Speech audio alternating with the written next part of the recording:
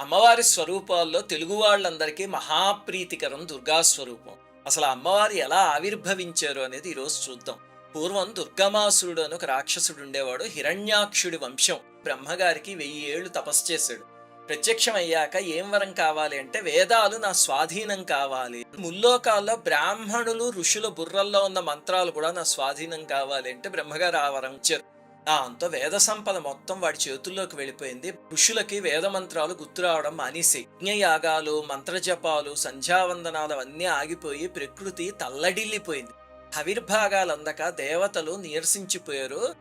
వాళ్ళ పనులు మానేయడంతో అగ్ని, సూర్యుడు, చంద్రుడు, వరుణుడు వీళ్ళందరూ ప్రభావం కోల్పోయి, నీరింకిపోయి, సముద్రాలు ఎండిపోయి, నదులు ఎండిపోయి, అనావృష్టి, ఊళ్ళన్నీ శ్మశానాలైపోయాయి. మహర్షులందరూ హిమాలయాల్లో చేరి ఉపవాస దీక్షతో అమ్మవారిని ప్రార్థిస్తే అప్పుడు అమ్మవారు విశ్వమంతా వ్యాపించిన నల్లటి రూపాన్ని